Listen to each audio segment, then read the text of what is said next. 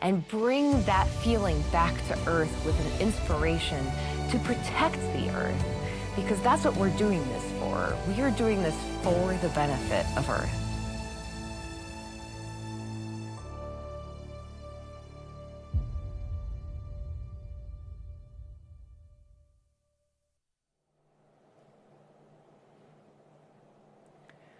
I think it's safe to say the crew member sevens have a pretty cool role here at Blue Origin. They have an awesome role. I love what I do at Blue, but I do get a little jealous of them sometimes. But no, they are incredible, and they have this really interesting mix, as you've seen, of the really technical side of it, but also some of the soft skills that are necessary. Okay, we're at T-minus 10 minutes to go until launch. Under 10 minutes, you know it's getting real, although I do see here that we've gone into a hold. This hold at T-minus 10 minutes is a planned hold, so just want to make sure that all of the teams are aligned here. But while we've got a little bit of time, why don't we talk about the flight profile that New Shepard is going to follow in just a few minutes. 7, 6. New Shepard's mission 5, begins when the 4, countdown clock reaches 0. 2, 1, 0. At this point, the engine will start and the rocket will lift off of the pad.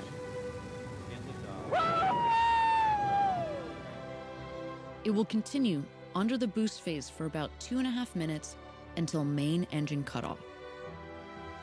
20 seconds later, the crew capsule will separate from the booster and the astronauts will unharness and enjoy 0G. The crew capsule will continue past the Kármán line to an ultimate apogee of 350,000 feet, or 100 kilometers. The booster will autonomously land on the landing pad, ready to be prepped for its next flight. Around 3.5 minutes after separation, the crew capsule will begin to re-enter Earth's atmosphere. Parachutes will deploy around an altitude of 7,000 feet, or 2,100 meters, providing a nice, slow descent back to Earth.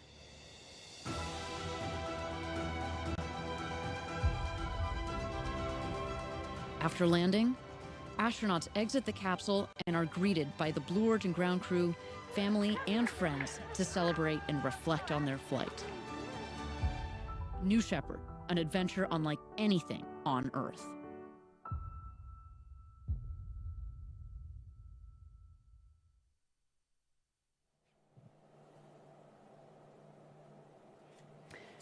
All of that, everything you just saw in that exciting video, that's about to happen in real time in just a few moments here this morning. In just a few moments, but again, we are in a hold sitting here at T-minus 10 minutes. Again, just want to make sure that our teams are getting aligned here. We've said it before, you know, we've spent years designing the rocket, we spend months designing the mission, and so if we get to launch day and we need a couple more minutes, that is totally fine. So with that, why don't we turn it over to the rocket and watch as she gets ready for her flight to space today.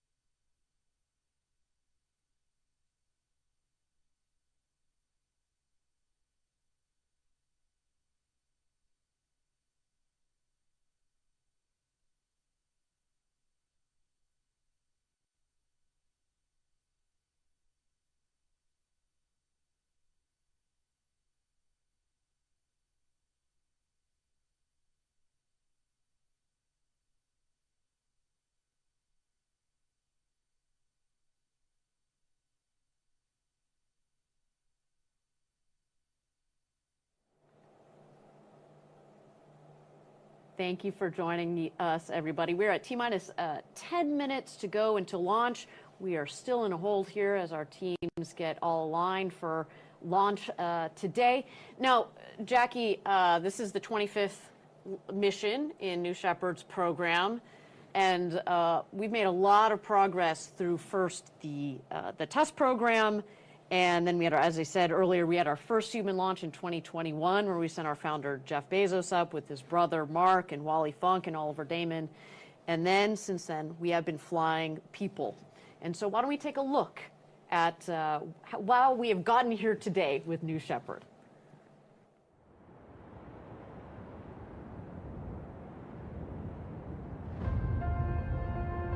I think that historians will look back at the early 21st century as a really important time in the expansion of humanity into the solar system. Jeff Bezos is about to blast off into space. People that have been on this journey has changed their outlook on humanity. Space has always been something I've wanted to do, but it's never been accessible until now. It feels like a turning point where we can open up this experience for more people.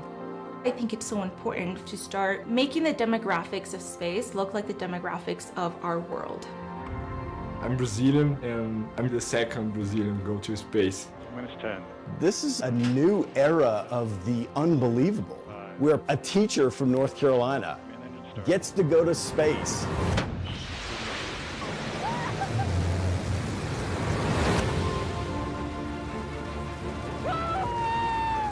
It was amazing. The energy, the feel, everything about it. There is MECO, main engine cutoff. Look at that view.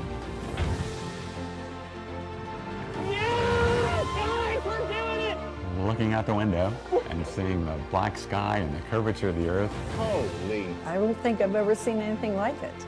And the windows are huge. Wow. Absolutely huge. Weightlessness, looking down and like, pretty cool. I love every second of it. Woo! We went to space! Everybody talks about it, but until you see it, you don't really know. What you have given me is the most profound experience I can imagine. It's just a dream come true. I want to do this my entire life. It's almost like an out-of-body experience to see the Earth from that perspective and understand how small of a part we are of something so large.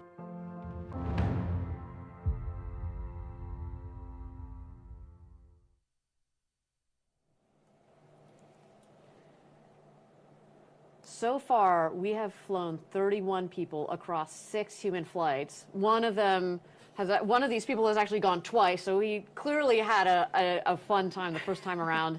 And today's flight will bring us up to 37 people. Now, all told, that's about 5% of the people who have ever flown above the Kármán line, which is 100 kilometers up, or of course the internationally recognized line of space. And I think what's really cool to stop and recognize, Jackie, is that, you know, we've done this in fewer than 3 years, and think about how many decades it took us as a global humankind to get the first 95%. So it just gives you a little bit of perspective on what New Shepard has done so far. I should also say, captured in that 31 people is also 9%, so almost 10% of all women that have flown to space have gone by way of New Shepard. Now, it's not just those numbers, and I've touched on this a little bit earlier too, this is an international program. Today, we have Sylvain Chiron from France. That's the first person from France to fly with us. Not the first French person to ever go up into space, but the first person to fly with New Shepard. Gopi Totakura, who is a dual citizen of the US, but also of India.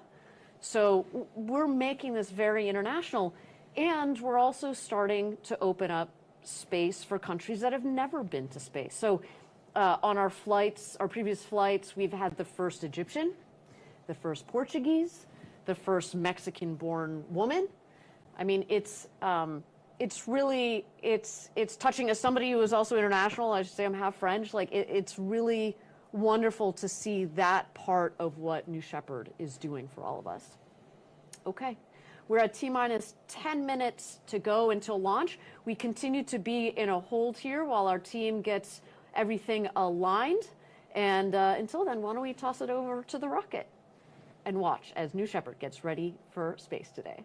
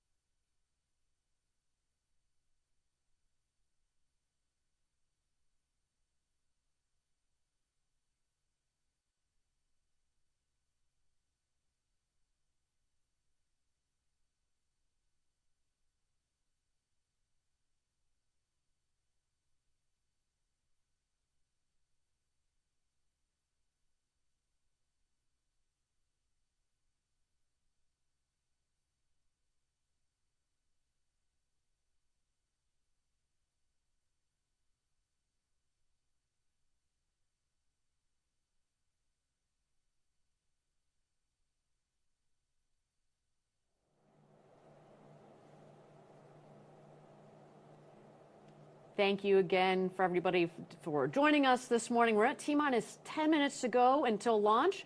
Our team continues to be in a hold, just making sure that everything is aligned. Weather's looking good for launch as well. And we will be back when the team resumes from the hold.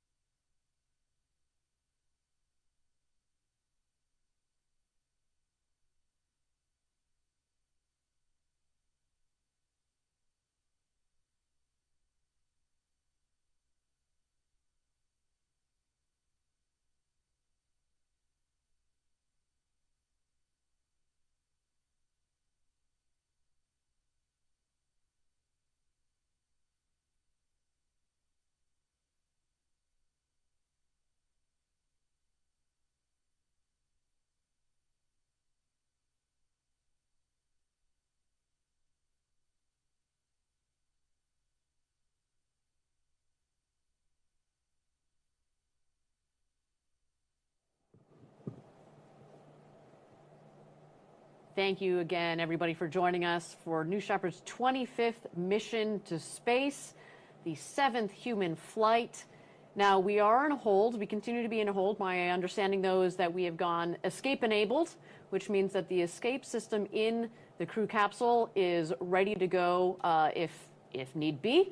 The other thing that I should note is that we expect to clear this hold shortly here, and shortly following the clearance of the hold, we will go into the go, no go poll.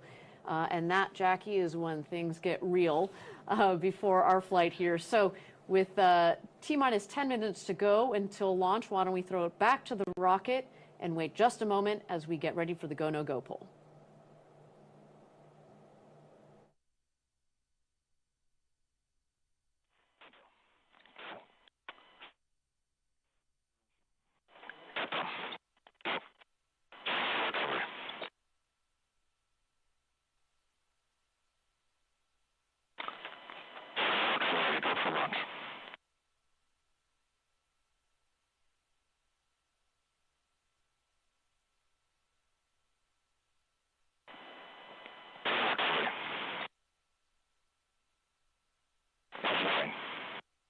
Go green board. Go for launch.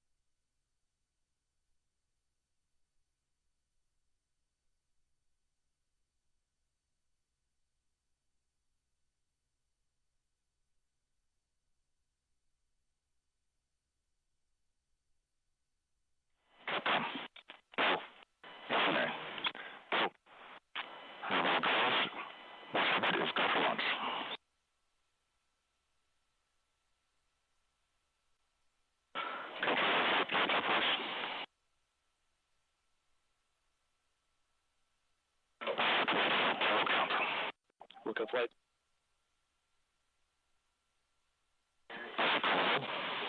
Uncleared.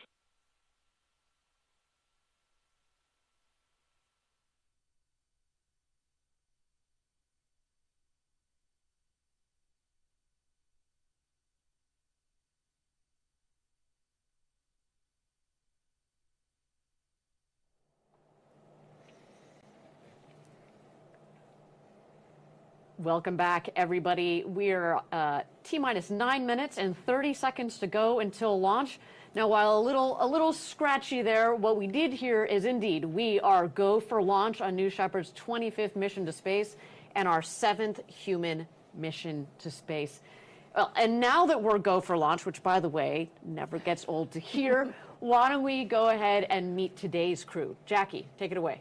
Let's do it, Ariane. In seat number 1 is Ken Hess, a software engineer and entrepreneur with a lifelong passion for flight. In 2001, Ken started the nonprofit Science Buddies, a K-12 program created to improve STEAM literacy. And flight is just in Ken's blood. This is really cool, Ariane. Back in 1922, Ken's great-uncle Franklin stepped into the literal future when he flew a Curtiss Model F flying boat. You heard that right, flying boat. That is cool.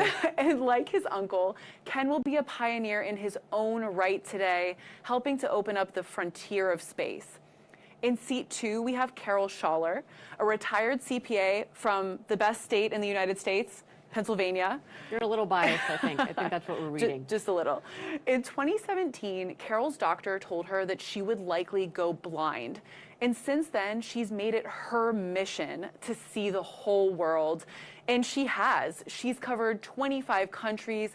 She's been to Mount Everest Base Camp. She's trekked the Uganda forest. She's seen mountain gorillas, camped on the Antarctic plains at 20 below zero. Clearly, nothing is holding Carol back. She told us that seeing Earth from space will fulfill her lifelong dream. Now, next we have Sylvain Chiron on seat number 3. Sylvain is the founder of Brasserie Mont Blanc, one of the largest craft breweries in France. And he was born in the French Alps, grew up skiing in his backyard, but importantly is connected to today. He earned his pilot's license at age 16 and has been flying airplanes ever since. So aerospace is certainly in this man's blood. In seat number 4, we have Ed Dwight. Ed was selected as the nation's first black astronaut candidate in 1961 after completing the elite U.S. Air Force flight training program, known at the time as a pathway to the astronaut corps. Now, Ed left the military in 1966, unfortunately not having gone to space at that point, but he became an entrepreneur, and ultimately he fulfilled his other childhood dream of becoming an artist. And now we have had the great pleasure of sitting down with Ed in his studio earlier this year. Let's check it out. So let's walk this way into the studio. There's a group of people who know me as Ed Dwight, the artist. And they had no idea that I was involved in anything about space. I was going to be the first black astronaut. I completed astronaut training. Everything that we did, I did, and I did it well. And if politics had changed, I would have gone to space in some kind of capacity. Everybody has this thing about how angry I must have been, how disappointed I must have been. As I look at it philosophically, my role in the whole process was to open up a conversation about blacks in space. And so I served a purpose, and I was very, very proud of it. I started out with this art career about 45 years ago, and I had never sculpted before in my life. At the time, there was no way to find any black imagery in city parks, museums, galleries, and I thought the black people have contributed to America needs to be honored. I thought the whole idea of going to space with Blue Origin was a fascinating last chapter. He would have been the first black astronaut. That is history that needs to be changed. There were a lot of people that were happy, and I'm more worried about making other people happy than making myself happy, so that all worked out.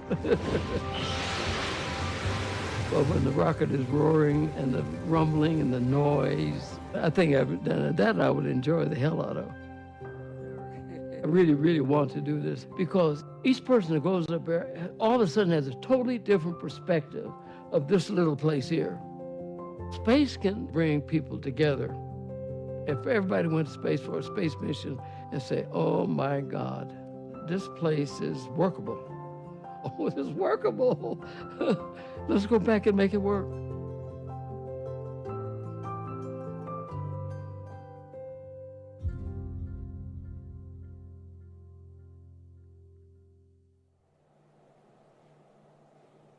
I have to agree with Ed there.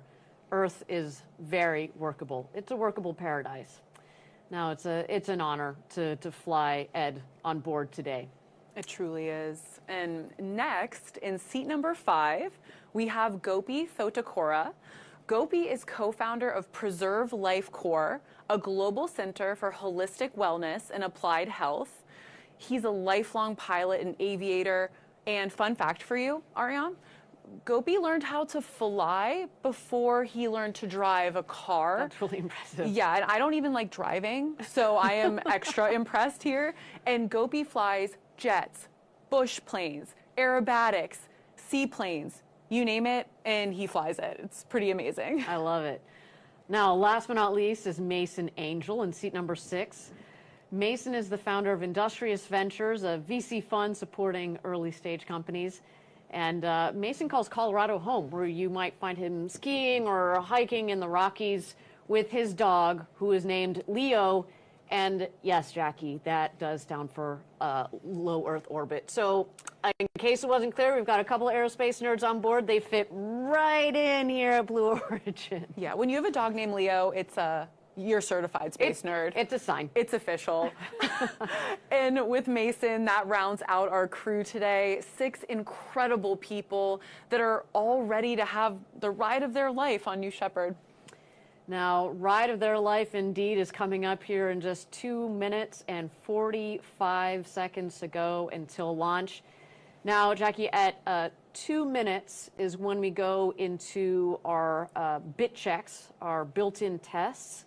But just as importantly, more importantly, the rocket goes into its autonomous mode. So at that point, mission control is there, but they turn the show over to the rocket. So what we're going to be looking for there, the aft fins. So you see a couple of the fins sticking out there at the base of the rocket. Those are going to move back and forth. We want to make sure they have a full range of motion. We will then also keep an eye out for the BE-3 engine at the base of the rocket to gimbal. So the BE-3 engine, there's one of those at the base of the rocket, liquid hydrogen, liquid oxygen, propelling New Shepard today. And as you mentioned earlier in the show, as we see the rocket lift off, what is expelled is just steam. So people have asked, well, how clean is this rocket? We expel steam as it goes up into space, which is, just to wrap into this whole idea of, millions of people living and working in space for the benefit of Earth. We want to make sure that we are not contributing negatively. So, of course, that's a wonderful part of New Shepard. So with that, we're going to keep an eye out here for the last-minute checks on the vehicle. We do see that the gantry has been retracted, which means it is showtime. There you go. At the base of the rocket, you see the fins moving back and forth. There are 4 of those fins, 1 on each quadrant.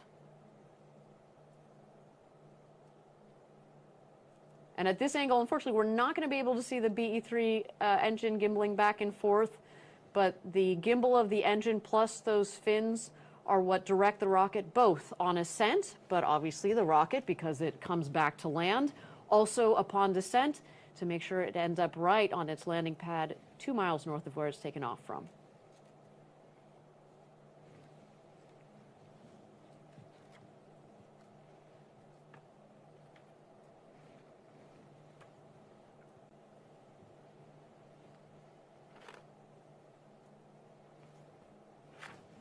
All right. Final countdown. Let's turn it over to mission control. Let's light this candle. 8, 7, 6, 5, 4. Command engine start. 2, 1, 0. Ignition. Start. And liftoff.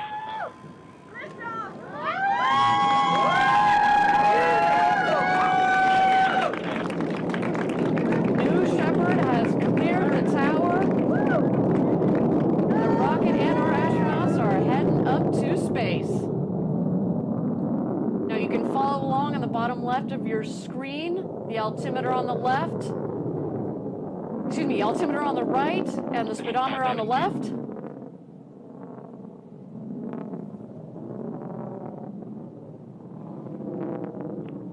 Feet.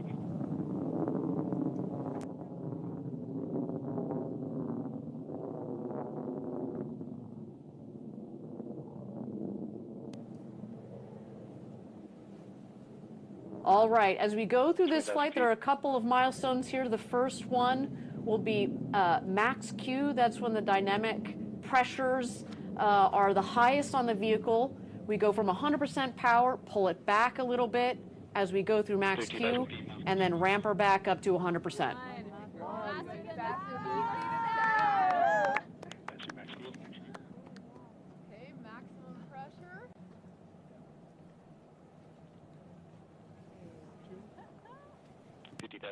Max G should be in about 10 seconds.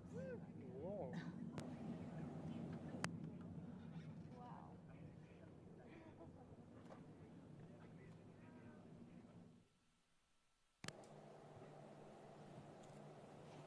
Max Q has been confirmed. Again, thank you everybody for joining us for New Shepard's 25th mission to space.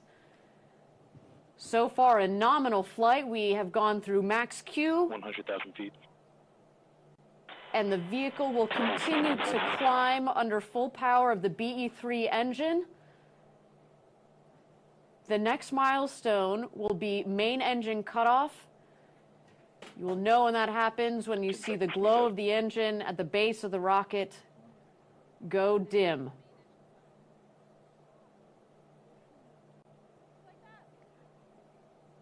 Miko. There we go. Main engine cutoff confirmed. Passing 200,000 feet.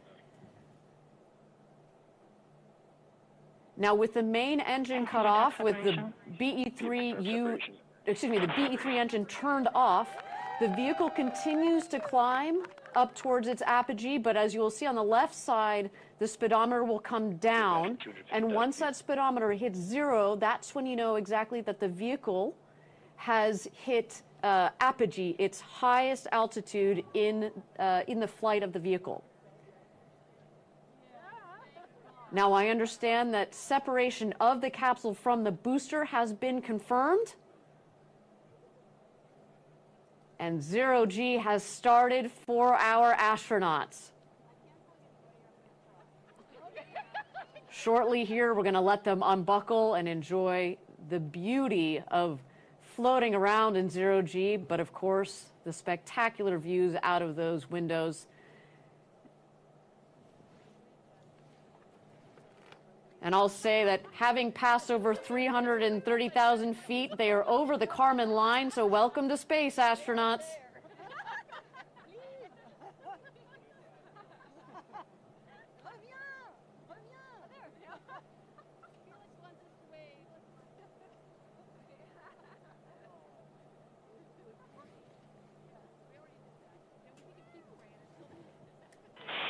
A few expected drops of UHF. And there we go. Apogee at just about 347,000 feet or so. Of course, we'll confirm our official figure at the end or after the webcast.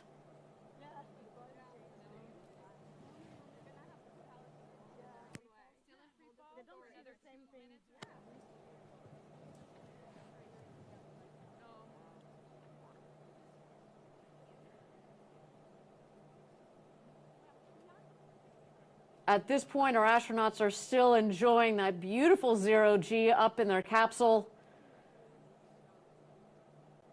All 6 crew just officially became astronauts. So exciting. Now, thank you again for joining us for the 25th mission of New Shepard, our 7th human flight.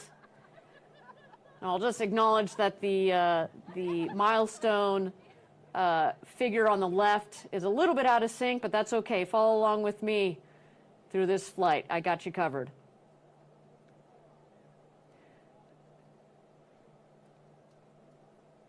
At this point into flight, you see the 2 craft, the rocket on the left, the crew capsule on the right, and you're going to see the speedometer on the bottom left of the screen increase as the vehicles speed up back towards Earth. The rocket is going to beat the capsule back down to the ground. It is more aerodynamically shaped. And once it hits atmosphere, we've got a multitude of aerodynamic surfaces that are going to guide it back to its landing pad just 2 miles north of the launch pad. And then just a little bit afterwards, we have the crew capsule, which will also come back down into that West Texas Valley for a nice soft landing. Launch pad is safe to pass, but not for approach. Thank you, copies.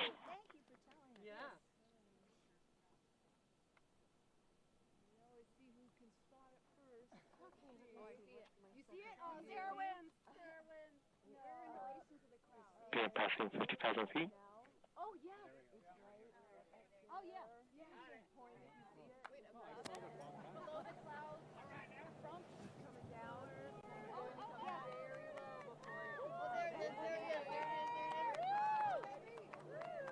All right, you see the booster that is headed down. You see the drag fins, the drag brakes that have just deployed. Those cut the speed of the booster in half. Also at the top of the rocket there, you see the forward fins. They kind of look like pie slices, one on each quadrant. That helps keep the vehicle stable. And there we go, BE-3 engine relight.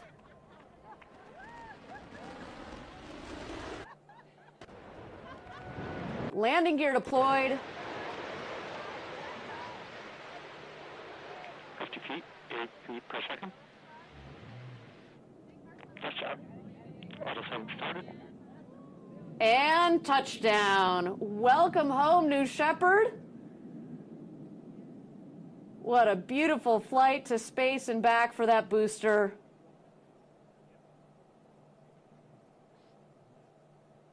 Man, it feels good to be flying again, Jackie. Taking our astronauts to space and back. It is, I mean, every day is a good day at the rocket factory, but flying people never gets old. And I love that West Texas desert dust that gets kicked up, and it's, once it clears, a landed booster. It's like a magic trick. It's exactly, ooh, poof, booster just arrived. Yeah, it definitely adds to the drama of a landing a rocket from space. And, you know, as we say, landing the rocket is just really one of the proudest moments because it shows the incredible engineering. It isn't magic. It is not magic, Jackie. The engineering that has gone into building, designing, testing, flying, but bringing this rocket home from space, ready to be reused. You see very quickly thereafter, the forward fins come back in, the drag brakes come back in. You look like you just fuel her up and launch her from there and get ready to go again. But the show is not over. The crew capsule has deployed its guide parachutes and its mains. Everything looking nominal on today's flight.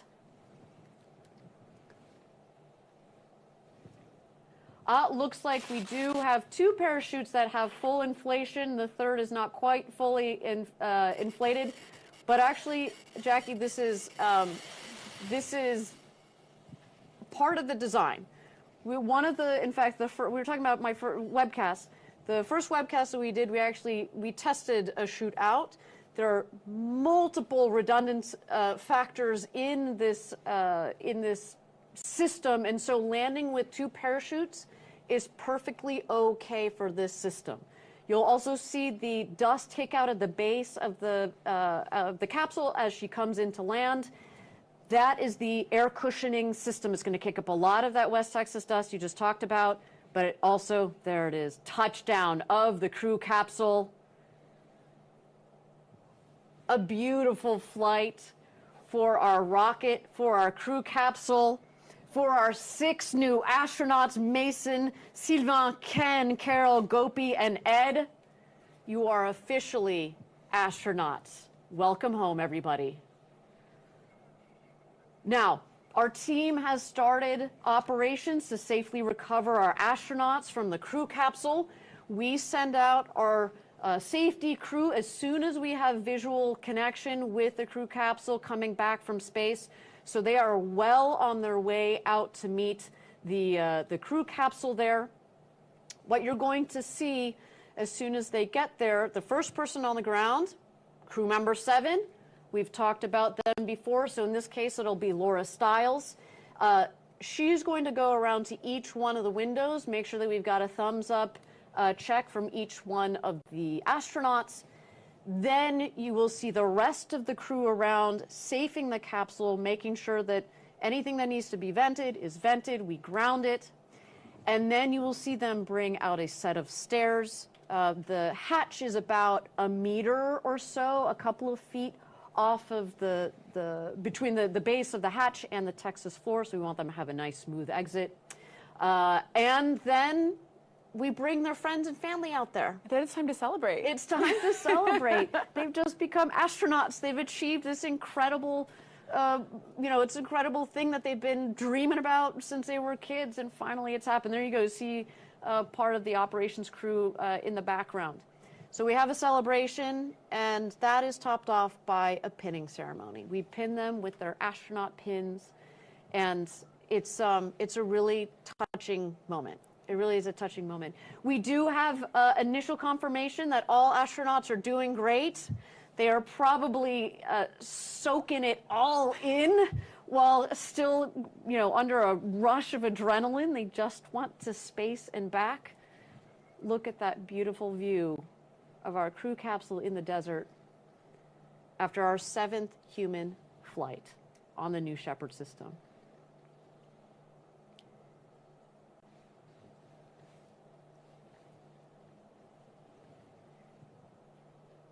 Now, Jack, you see the crew capsule there and the parachutes that have fallen not far from the capsule itself. One of the things that indicates is in fact that there wasn't a lot of ground wind out there as they came in. They landed nicely around the crew capsule. And what we just saw there was our drone footage, and then of course here our long-range camera.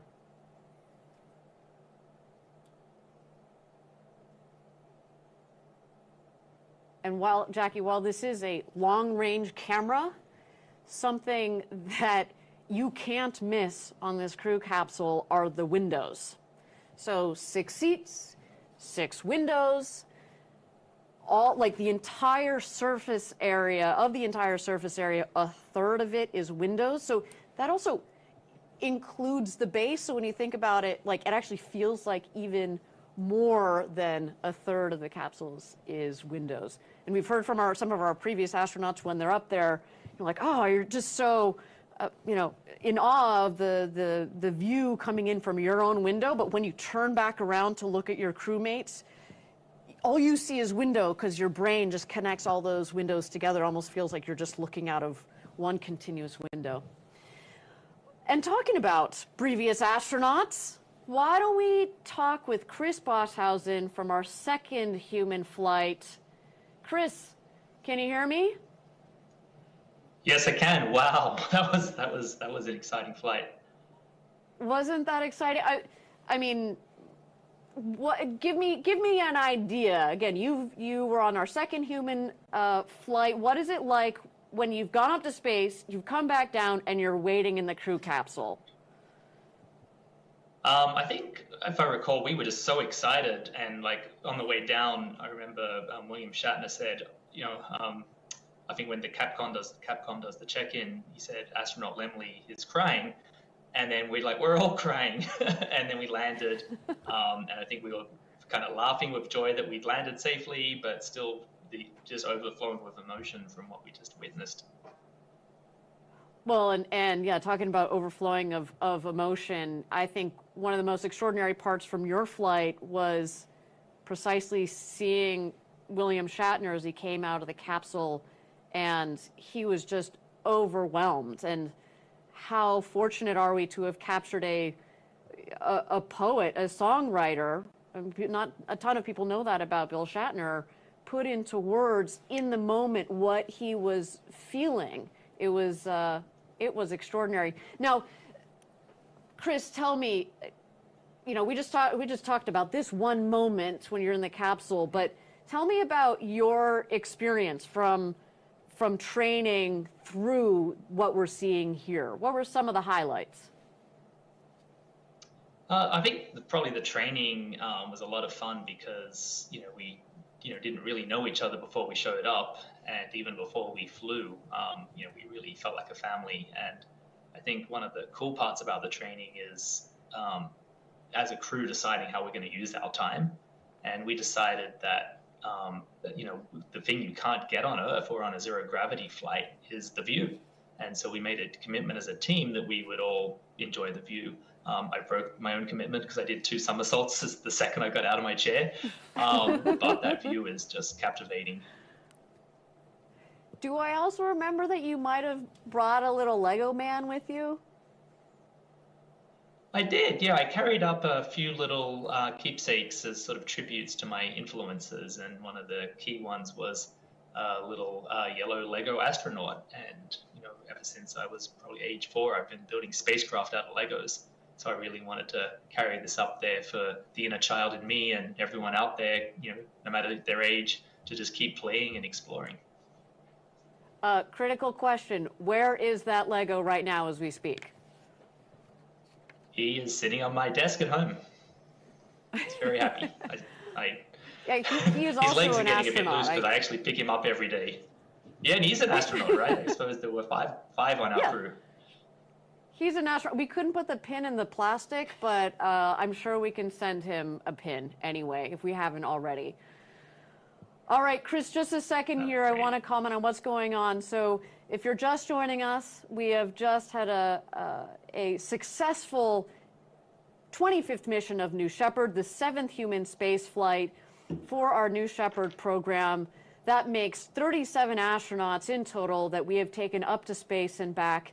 What you see here is our safety team that is safing the vehicle, making sure, again, that everything that needs to vent has been vented, making sure that our astronauts are all right, although I have heard already that everybody is a thumbs up and had a great flight to space and back. What you will see coming up shortly here is they will put a set of stairs just outside the hatch for a nice, comfortable egress of the crew capsule. And then, of course, we are also removing the parachutes so they're not, so they're disconnected from the capsule itself. Now, Chris, back to you. So you talked a little bit about your experience. Do you have a highlight from? I know this is a hard question. One highlight from the flight itself. Yeah, I think it's hard to choose, but there's so many really interesting things. But I think the most profound one was when I stopped looking at the Earth and then went out to look at the blackness of space. I felt almost like a tractor beam attracting me and luring me to go further. I almost feel like it was an explorer's gene that switched on, and a voice in my head said, "Keep going." And that, I'd always wondered how I'd feel as a space advocate having flown. Would I feel like I'd finished my life's mission and I had nothing left to do? But I actually came back more motivated than ever to keep going out into space. Well, Chris, you are an entrepreneur. You helped start the company Planet, which puts, small satellites, Earth observation satellites into space. Before that, you were executive director of Space Generation, trained in aerospace engineering. What was it like putting all of those pieces together and then going to space? You have to speak on behalf of a lot of us that have wanted to go to space and are in the space industry, but may or may not get that opportunity. Yeah, I think many years ago when I was a kid, I had pivotal insight that a lot of organizations that have space in their name or talk about space don't actually have things in space, which is sort of the impetus for me to become an engineer and ultimately start, co-found Planet Labs, to actually build stuff and put things in space. So my life goal has always been to make space travel as easy as catching a bus. And I felt to lend credibility to that, I had to put my money where my mouth is and actually try out this thing that I talked about my whole life.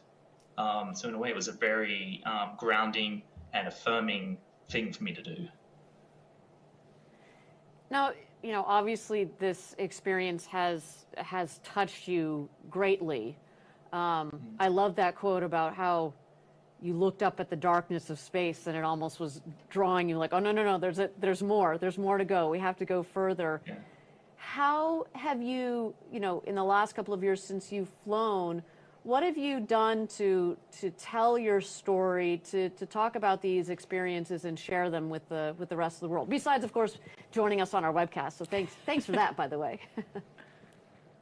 Yeah, no, thank you. Thanks for having me back. I think the thing that I'm most excited about is to send more people to space. So I actually just joined the board for Space for Humanity. And in the spirit of what I was just saying, they're one of the few space foundations that has actually sent people to space. They've already sent, I think now officially 3 citizen astronauts because they helped sponsor Ed's flight today. And also, by the way, Mason Angel is also a vision board member at Space for Humanity. So I think for me, like being able to push on that frontier to get more and more people to share this experience, to help talk about why it's important, and to add more energy and momentum, I think that's really fantastic. And that's something that I'm, just be able to send more people up to space is a really privileged thing to be able to do. Well, and I should add, yes, thank you for highlighting that Space for Humanity helped sponsor at Dwight's seat today, but also the Jamie and Jason Robinson Foundation. And some of the viewers at home might recognize the name Jason Robinson because he also has flown on New Shepard recently. And I think what's really cool, and Chris, you can speak to this, is I feel like when our astronaut customers come back, they join this community and of astronauts, especially Blue Origin. You certainly become part of the Blue Origin family, but the way that you all give back, I guess, what's the draw? What does that feel like being part of that group?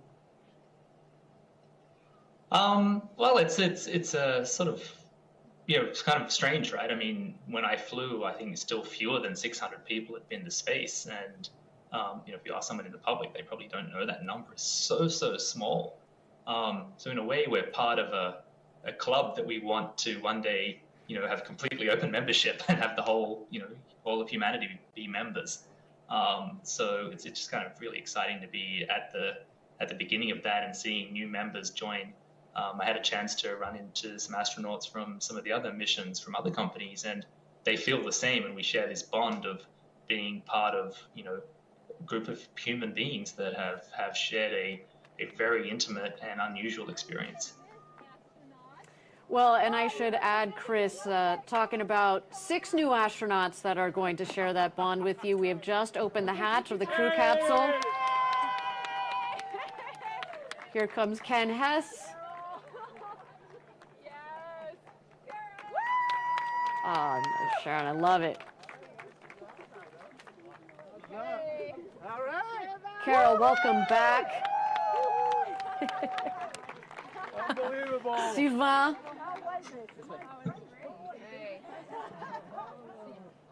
And here exits Ed Dwight. This gentleman has waited a long time to go to space.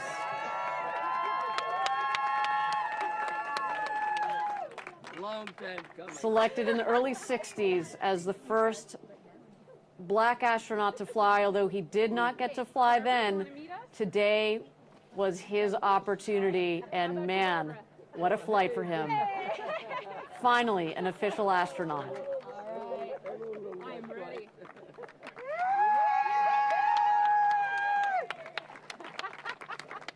Thank you, everyone. Gopito Takura.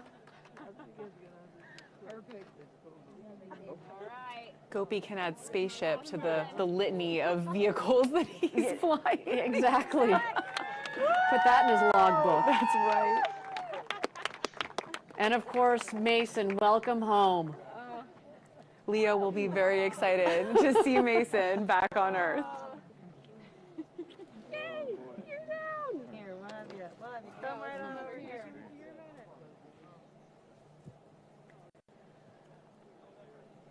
There's crew member 7, Laura Stiles, assembling our newly minted astronauts.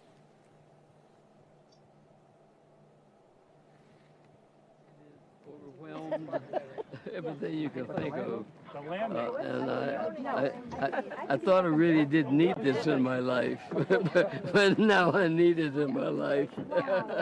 This is fabulous. Thank you so much. Thank you. Thank you for being part of this. All right, I am ecstatic. Ecstatic. Did anything surprise you? What was it like looking at Earth? Well, yeah, the transitions about the separations and stuff were a little bit more dynamic. I mean, they were nice, smooth, but that's how it's supposed to be. But it makes your mind wander. There's something go wrong with it. But no, it was absolutely terrific, and the views. I mean, just, even I couldn't see it, I could see it. Absolutely fantastic. Absolutely. This is a life-changing experience. Everybody needs to do this. Everybody needs to do this. And She hasn't done it yet. Oh, you have? No, no, sir, no, sir. What? A life-changing experience. Everybody needs to do this. I think that is the quote, and it's so spot on the nose from Ed Dwight, from again a gentleman who's been waiting 60 plus years to do this. And if anybody knows, you know, about how to prepare for space, The crew endurance, right? It's him, and he did it. And this is that is his They really takeaway. spent some time caring and taking care. You know? Yeah, absolutely. I was trying to make a comparison of what I've done 60 years ago. Oh, yeah. And Tell us about it. How spry.